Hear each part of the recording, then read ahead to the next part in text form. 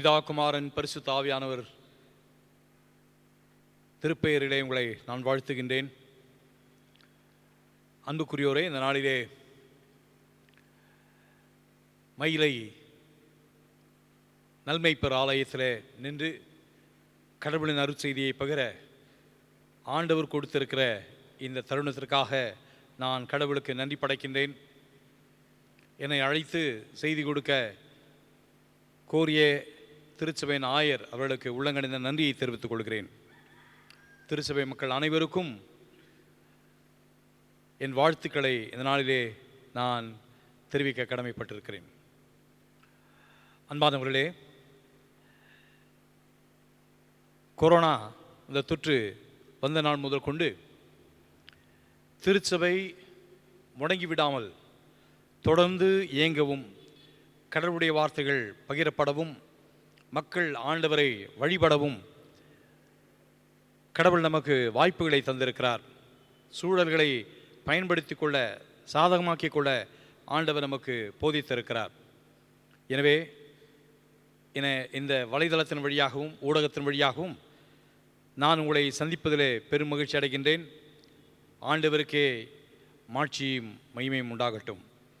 தலைகளை வணங்கி ஆண்டவரை நோக்கி நாம் ஜெபம் செய்வோம். எங்கள் கண்மலையும் மீட்பெருமாகிய கர்த்தாவே, அடியனின் வாயின் வார்த்தைகளும் குழுமியிருக்கின்ற எங்கள் அனைவரது இருதயத்தின் தியானமும் தூய சமூகத்தில் ஏற்புடையதாக இருக்க வேண்டும் என்று மன்றாடுகிறோம். தேவையான அருட்செய்தியை பகிர்ந்தளியும் உடைய வார்த்தைகளை கேட்க அருள் தாரும்.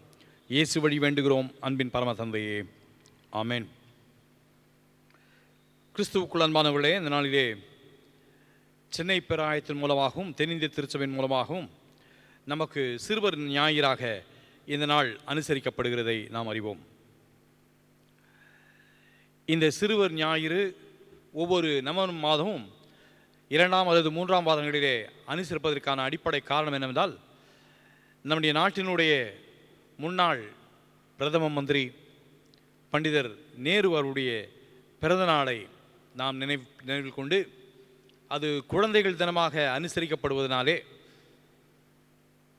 நாம் அனைவரும் குழந்தைகளை நினைவில் கொண்டு அவளுக்காக திருச்சபையாக நம்மை அர்ப்பணித்து கொள்ள கடவுள் ஒரு வாய்ப்பை நமக்கு தருகிறார். அவளை குறித்து சிந்திக்க ஒரு வாய்ப்பை நமக்கு ஆண்டவர் தருகிறார். இருவேறு நோக்கங்களுக்காக இந்த சிறுவர் ஞாயிறு அனுசரிக்கப்படுகிறது. முதலாவதாக, சிறுவர்களுடைய சிறப்பை எண்ணி பார்த்து, அவருடைய இயல்பை எண்ணி பார்த்து கடவுளுக்கு நன்றி செலுத்தவும், போற்றி துதிக்கவும், கொண்டாடவும் ஆண்டவர் நம்மை அழைக்கின்றார். குழந்தைகளுக்கே உரிய சிறப்பு பல உண்டு. இயேசு இறையரசு குறித்து போதிக்கும் போது கூட சிறுவர்களை முன்னிறுத்தி, இந்த சிறுபிள்ளையை போல மாறாவிடும், ஒருவர் தன்னை மாற்றிக்கொள்ள வேண்டும் என்று பணித்ததனாலே இந்த பிள்ளைகளுடைய இயல்புகளை நாம் போற்றி புகழ வேண்டும், அதை நினைவில் நிறுத்த வேண்டும் என்பதற்காக இந்த கொண்டாட்டங்களை நாம் மேற்கொள்கிறோம். ஆண்டுக்கு ஒரு முறையாகினும் இது குறித்து சிந்திக்க, கொண்டாட கடவுள்மையை அழைக்கின்றார். இரண்டாவதாக, குறிப்பாக குழந்தைகளின் நல்வாழ்வுக்காக, அவருடைய வாழ்வு மேம்பட வேண்டும் என்பதற்காக நம்மை நாமே அர்ப்பணித்துக் கொள்ள இந்த தருணங்களை ஆண்டவர் பயன்படுத்திக் கொள்ள அழைக்கின்றார். சிறுவர் வாழ்வு மேம்பட வேண்டும், சிறப்புற வேண்டும் என்று கடவுள் விரும்புகிறார். குழந்தைகளை முன்னிறுத்துகிறார். குழந்தைகளைப் போல நாம் மாற வேண்டும் என்று சொல்கிறார். இந்த பிள்ளைகளுக்கு இடர்கள் உண்டாக்காதபடி வாழ்க்கையை நடத்த வேண்டும் என்று ஆண்டவர் நம்மை அப்படியாக போதிக்கின்றார். பல நிலைகளிலே பிள்ளைகள் இன்றைக்கு சவாலுக்கு அழைக்கப்படுகிறார்கள். அதிலும் பெண் பிள்ளைகள் குறிப்பாக பல நாடுகளிலும், விசேஷமாக நம்முடைய இந்திய திருநாட்டிலே பல அவலத்துக்குள்ளாகிறார்கள் என்று சொன்னால் மிகையாகாது.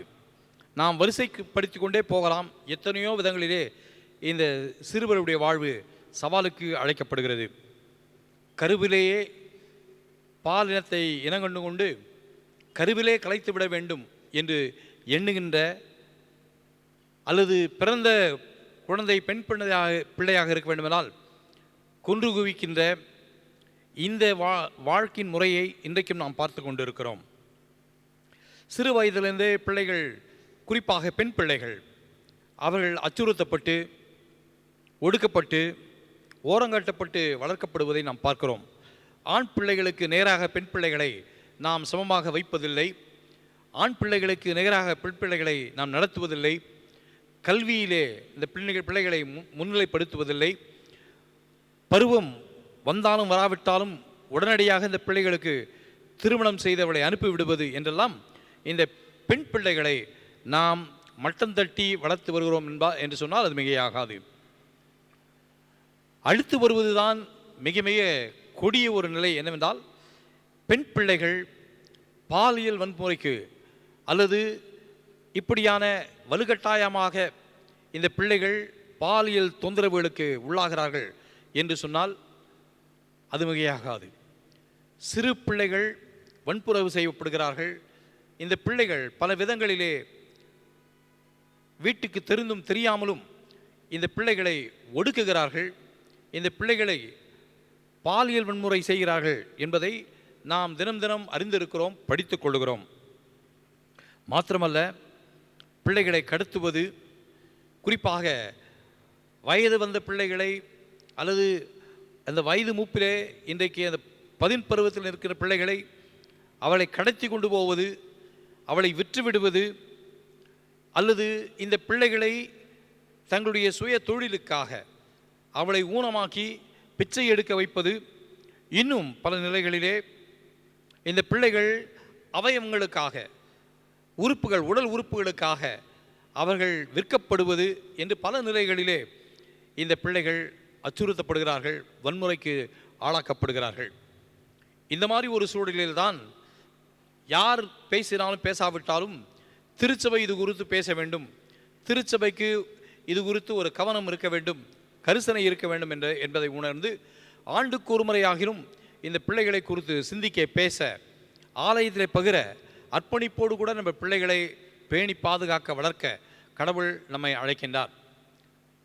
நம் வீட்டு குழந்தைகளாக இருக்கட்டும், நமக்கு உறவின் மக்களாக இருக்கட்டும், நமக்கு மிக அருகிலே நின்று வாழ்கின்ற சமூகத்து மக்களாக, ஆலயத்து மக்களாக இருக்கட்டும், நம்முடைய பிள்ளைகள் கண்ணிலே தெரிகிற பிள்ளைகளை மாத்திரமல்ல, கோடான கோடி சிறுவர்கள் வாழ்வு பறிக்கப்பட்டு அன்றாடம் குண்டு வீச்சிலே இன்றைக்கு குடும்பங்கள் சிதைக்கப்பட்டு உடல் அங்கவீனமாக்கப்பட்டு பெற்றோர்களை இழந்து அகதிகளாக நின்று தனிமையிலே வாடுகின்ற பிள்ளைகள், மீண்டும் தம்முடைய பெற்றோரை காண இயலாதிருக்கிற பிள்ளைகள், போரின் வன்முறையிலே பிள்ளைகள் இன்றைக்கு சின்னாமனமாக்கப்பட்ட நிலையிலே இந்த பிள்ளைகளெல்லாம் குறித்து சிந்திப்பதற்கு கடவுள் நம்மை அழைக்கின்றார்.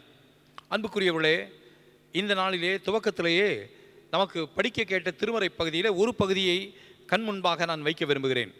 இந்த திருமறை சொல்லுகிற செய்தி பல செய்திகளாக இருந்தாலும் நமக்கு தேவையான ஒரு அடிப்படை செய்தியை உங்களோடு பகிர விரும்புகிறேன்.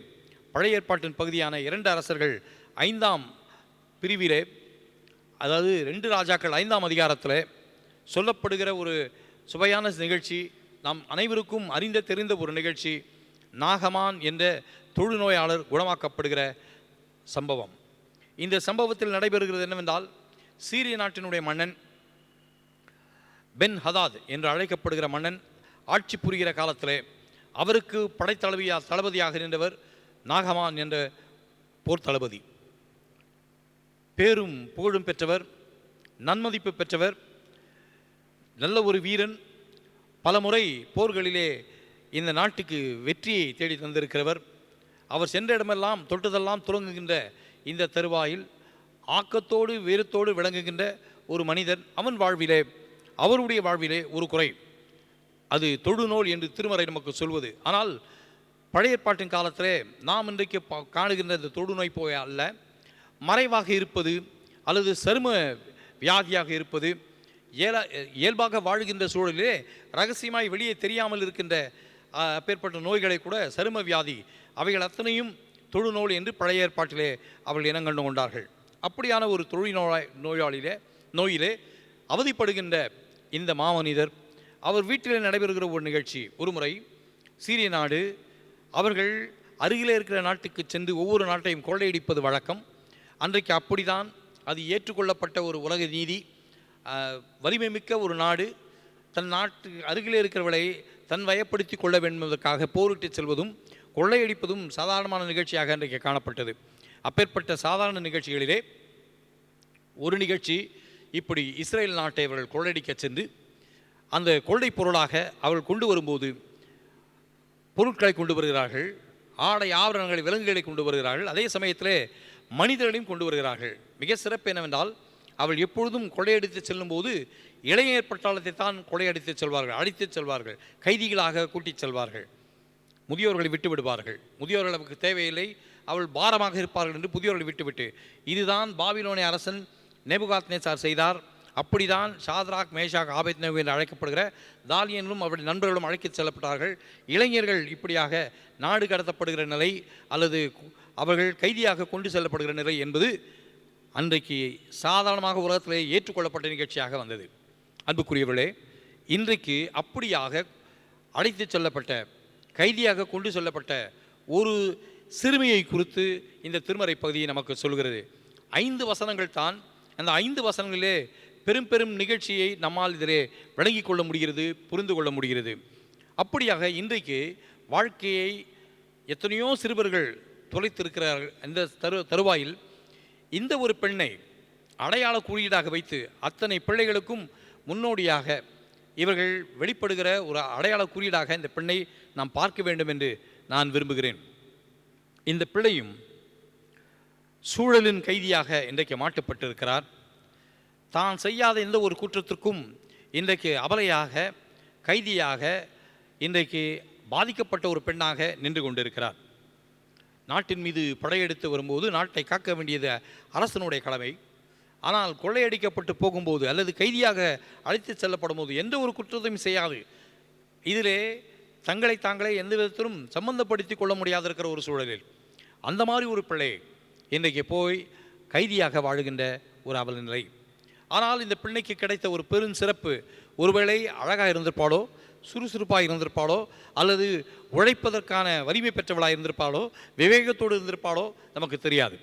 ஆனால் இவளுக்கு கிடைக்கப்பட்ட பெரும் பேரும் என்னவென்றால், அந்த நாட்டினுடைய படைத்தளபதியின் வீட்டிலே அவனுடைய மனைவிக்கு பணிவிடை செய்கின்ற வீட்டு வேலைக்காரியாக அல்லது அடிமைப்பெண்ணாக வாழ்வதற்கான ஒரு சந்தர்ப்பம் அவளுக்கு கிடைக்கிறது. இந்த வாழ்வின் சூழல், வாழ்வின் உயரம், வாழ்வின் உயர்வு இந்த பிள்ளைக்கு கிடைக்கிறது. எனவே இந்த பிள்ளை அந்த இடத்துல போய் தன் வாழ்க்கையை துவங்குகின்றார். வேரோடு பிடுங்கி மீண்டுமாக நடப்படுகிற வாழ்வின் சூழலைப் போல இந்த பிள்ளையின் வாழ்வு இருக்கிறது. வேறு இருக்கப்படுகிற நிலை, அப்புறப்படுத்தப்படுகிற நிலை, வாழ்வின் சூழலிலே வாழ முடியாது இருக்கிற ஒரு நிலை. பல நிலைகளிலே, பணி மாற்றங்களிலே கூட வீட்டின் பெரியவர்கள், பணியாளர்கள் பணிமாற்றத்தின் நிமித்தமாக ஒரு ஊருக்கு விட்டு இன்னொரு ஊருக்கு செல்லும்போது தன்னுடைய பழக்க வழக்கங்களை எல்லாம், பள்ளியெல்லாம் விட்டு, நண்பர்களையும் தோழர்களையும் தோழிகளையெல்லாம் விட்டுவிட்டு, சுற்றத்தை நட்பையெல்லாம் விட்டுவிட்டு வேறொரு இடத்துக்கு போய் கால் பதிக்கின்ற, வேர் விடுகின்ற இந்த வாழ்வின் சூழல் இன்றைக்கும் நம்ம மத்தியிலே இருக்கத்தான் செய்கிறது. இந்த பிள்ளைகள் இந்த வாழ்வின் அனுபவத்தை கடந்து வந்தவர்கள். இப்படியான ஒரு பெண், அவளும் புதிய ஒரு இடத்துல வேறுவிட வேண்டிய கட்டாயம். அந்த மாதிரி ஒரு சூழலிலே இந்த பெண்ணிலே நாம் கண்ட சிறப்பான காரியங்களை மாத்திரம் முன்னிறுத்தி சுருக்கமாக சொல்லி நான் கடந்து போக விரும்புகிறேன். முதலாவதாக, இந்த பிள்ளை வேறறுக்கப்பட்டாலும் பற்றுறுதியிலே மங்காமல், வாடாமல், அழியாமல் செழித்து நிற்கின்ற வாழ்வின் அனுபவத்தை பெற்ற ஒரு பெண் என்று சொன்னால் மிகையாகாது. தன்னுடைய நாட்டை விட்டு வெளியே போகிறாள், மக்களை விட்டு வெளியே போகிறாள், எல்லா சூழலையும் மறந்து போகிறாள். ஆனால் அவளுக்குள்ளே செழுமையாக, வளமையாக இருப்பது அவள் பெற்றுக்கொண்ட இந்த இறை பக்தி, அவளுக்கு போதிக்கப்பட்ட இந்த இறை பக்தி. போன ஒரு இடத்துல தைரியமாக பேசுகின்றார். அந்த நாட்டின் படைத்தளபதியின் வீட்டிலே சொல்கிறார், எங்கள் ஊர் சமாரியா, எங்கள் ஊரிலே இறைவாக்கினர்கள் இருக்கிறார்கள், எங்கள் ஊர் இறைவாக்கினிடத்திலே நீங்கள் செல்வீர்களால் நன்மை பிறக்கும். இப்படி இன்றைக்கு நாகமான் இந்த படைத்தலைவன், இந்த வீட்டின் அதிபதி, அவருக்கு இருக்கிற இந்த நோய், அவர் மாத்திரம் அங்கே போவாரானால், அவர் மாத்திரம் அந்த இடத்துல இருக்கக்கூடுமானால் என்ற ஒரு சவாலை அந்த வீட்டிலே முன்னாலே வைக்கிறாள். அன்புக்குரியவர்களே, அந்தஸ்திலே, உயர்விலே, எல்லா நிலைகளையும் உயர்ந்திருக்கின்ற ஒரு வீடு, சாதாரணமாக வேலைக்காரியாக அடிமை பெண்ணாக இருக்கிற ஒரு பெண், ஆனால் தைரியமாக அவர் வைக்கின்ற இந்த அறைக்கூவல் அது கவர்ந்து இழுக்கிறது. உன்னிப்பாய் உற்று நோக்க அது அழைக்கிறது. அந்த வீட்டின் எஜமாட்டி அம்மா அவர் சொல்வதை நம்புகிறார்கள், ஏற்றுக்கொள்ளுகிறார்கள். அதை போய் கணவனிடத்தில் பகிர்கிறார்கள். கணவனும் நம்புகிறார். கணவனும் இது குறித்ததான நம்பிக்கையிலே அரசனிடத்தில் போய் தெரிவிக்கிறார், அனுமதிக்க வருகிறார். இந்த வாய்ப்பை நான் தவறவிடக்கூடாது, இந்த வாய்ப்பை பயன்படுத்தி கொள்ள வேண்டும் என்று விரும்பி போகிறார். அன்புக்குரியவளே, இன்றைக்கு தன்னிலே இருக்கிற இந்த தீப்பொறி, இது கொழிந்து விட்டு எரிகிற இந்த தீப்பொறி, இந்த விசுவாச தீப்பொறி, இந்த பற்றுறுதியின் தீப்பொறி, அது இன்றைக்கு அக்கினி கனலாக இது பற்றி எரிகிறது. தன்னிலே புறப்பட்ட இந்த தீப்பொறி வீட்டின் எஜமாட்டியை தொடுகிறது, வீட்டின் எஜமானனை தொடுகிறது, நாட்டின் அரசனை தொடுகிறது, அந்த நாட்டினுடைய படைகளையே தொடுகிறது. படை தளபதி இப்பொழுது இஸ்ரேலுக்கு நன்மைக்காக போகிறார். நன்மை அல்லது ஒரு வேண்டலுக்காக, சுகம் பெற வேண்டும் என்ற ஒரு வேண்டலுக்காக பயணப்பட்டு போகிறார் என்பது பெரிய செய்தியாக இப்போ பரவ தொடங்குகிறது. இதற்கு அடிப்படை வேறறுக்கப்படுகிற சூழலிலே அழியாமல், மங்காமல், காயாமல் நின்று செழித்து விளங்குகின்ற ஒரு பற்றுறுதியை இந்த பெண்ணிலே நாம் காணுகிறோம். அன்புக்குரியோரே, இரண்டாவதாக இந்த பெண்ணிலே நாம் கற்றுக்கொள்ள வேண்டிய நிலை என்னவென்றால், பழமையானவற்றையே யோசித்து யோசித்து, இழந்தவற்றையே யோசித்து யோசித்து அங்கலாய்த்து சோர்ந்து போய் வாழ்க்கையை குறித்து யோசிக்காமல் அப்படியே முடங்கி போகிற ஒரு பெண்ணாக அவரை பார்க்கவில்லை.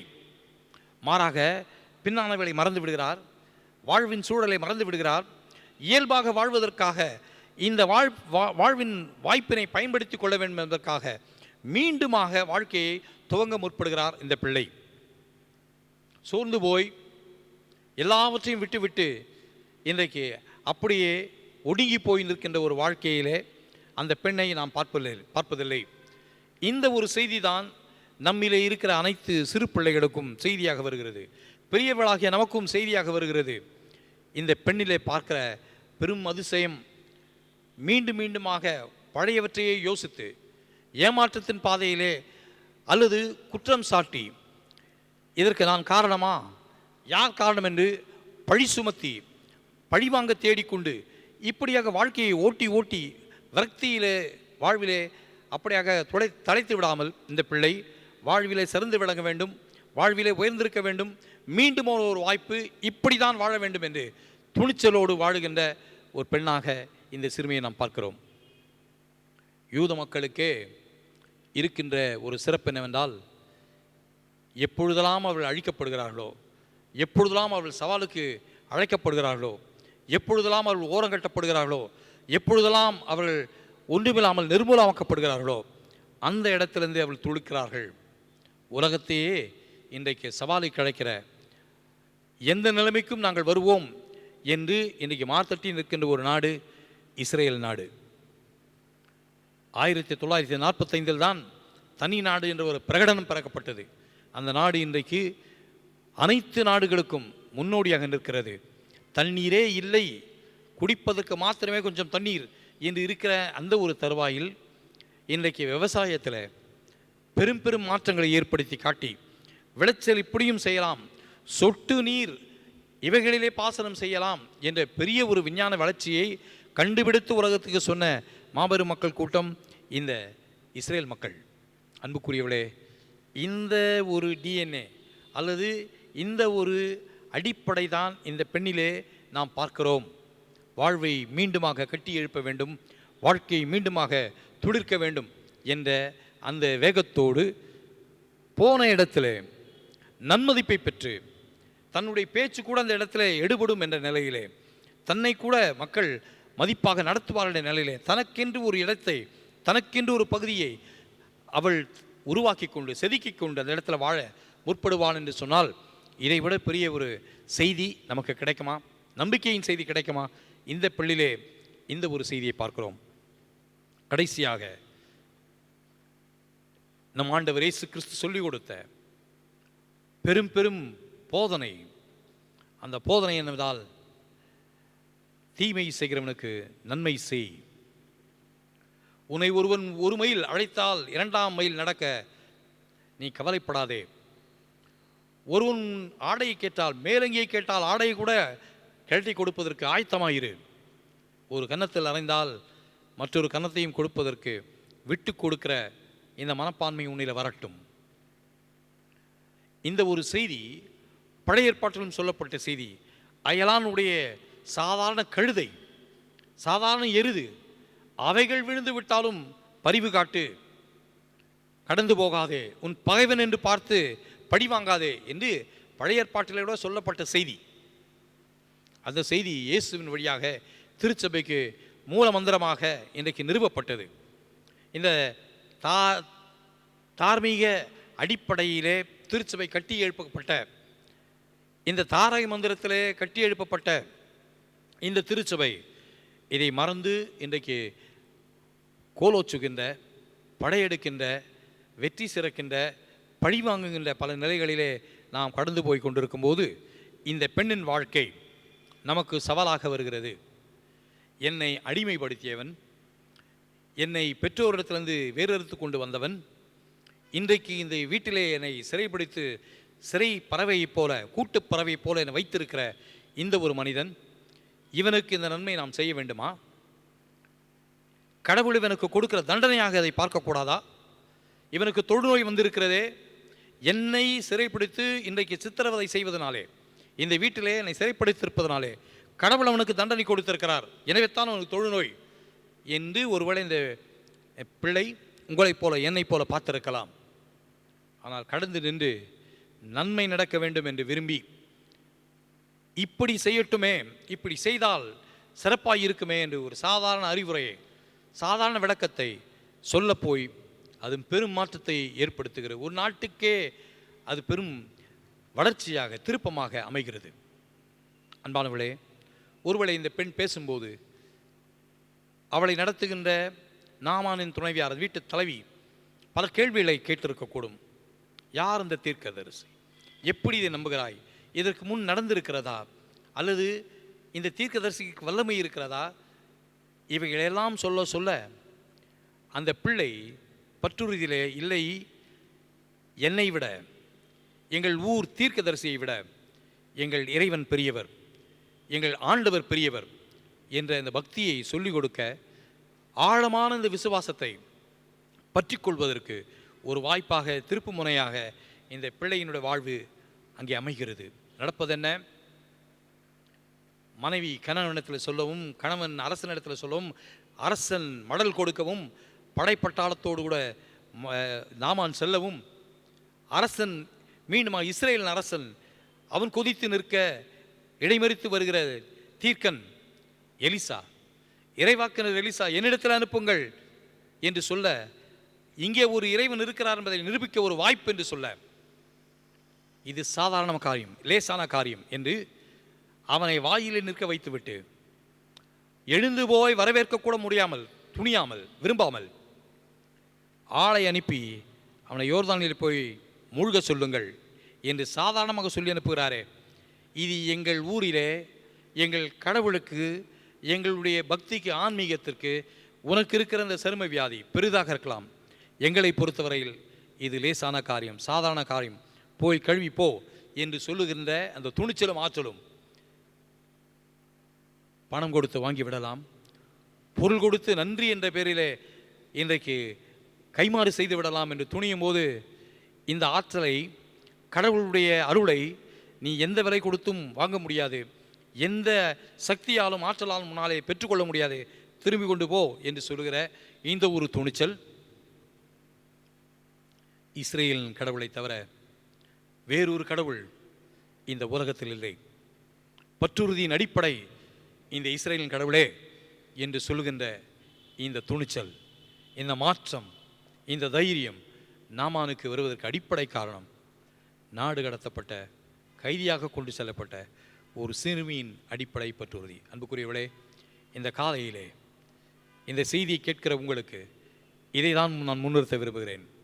கடவுள் மீது நம்பிக்கை கொள்ள, நீங்கள் இந்த பற்றுறுதியிலே வளர ஆண்டவர் விரும்புகிறார். இந்த சின்ன பிள்ளையின் உள்ளத்திலே ஆழமான இந்த பக்தி, விசுவாசம் பதிந்திருக்குமானால், அப்பேற்பட்ட பக்தி, விசுவாசம் நம் குழந்தைகள் உள்ளங்களிலே பதிய வைப்பது உங்கள் கடமை, என்னுடைய கடமை. பாதிக்கப்பட்டு சவாலுக்கு அழைக்கப்படுகிற அனைத்து சிறுவர்களுக்காக அர்ப்பணித்து கொள்ள, அவளுடைய முன்னெடுப்புக்காக, முன்னேற்றத்திற்காக, வாழ்வின் வளத்திற்காக அர்ப்பணித்து கொள்ள கடவுள் உங்களை அழைக்கிறார், என்னை அழைக்கிறார். அர்ப்பணித்துக் கொள்வோம். ஆயிரம் ஆயிரம் கோடான கோடி இளைஞர்கள், சிறுவர்கள் இந்த கிறிஸ்துவிலே விசுவாசம் வைப்பதற்கு, பக்தியிலே வளர்வதற்கு நீங்களும் நானும் கருவிலாக மாற கடவுள் நமக்கு அருள் தருவாராக. ஜெபம் செய்வோம். அன்பு நிறைந்த நல்ல ஆண்டவரே, இந்த காலையிலே நாங்கள் கேட்ட இந்த அருள் செய்திக்காக நன்றி. உம்முடைய திருமறை வசனங்கள் பகிரும்போது அது எப்பொழுதுமே கொழுந்து விட்டு எரிகிறது சுவாமி. காலங்களை கடந்து, சூழல்களை கடந்து, வரலாற்றை கடந்து இன்றளவும் உயிரோடு எழும்பி நிற்கின்ற இந்த திருமறை வசனங்களுக்காக உமக்கு நன்றி. நேருக்கு நேராக எங்கள் முன் நின்று எங்களை சவாலுக்கு அழைக்கிற நம்முடைய திருமறை வார்த்தைகளுக்காக உமக்கு நன்றி. இந்த வார்த்தைகளை கேட்கிற நாங்கள் எங்கள் ஆழமான பற்றுறுதியை மேற்கொள்ளவும், முறையாக உம்முடைய ஆண்டவரே இறையரசு கட்டப்பட நீர் விரும்பின நல்வாழ்வு எங்களுக்கும் எங்கள் பிள்ளைகளுக்கும் ஆண்டவரே அது கிடைக்கப்பெற மலர எங்களை அர்ப்பணித்துக் கொள்கிறோம். எங்களிலே தொடர்ந்து பேசும், கிரியை செய்யும், மாற்றுருவாக்கத்துக்கென்று எங்கள் அடையும் வழி நடத்தும். இறைமகன் இயேசுவின் திருப்பெயரில் தாழ்மையோடு கெஞ்சி ஜெபிக்கிறோம் அன்பின் பரம தந்தையே. ஆமென்.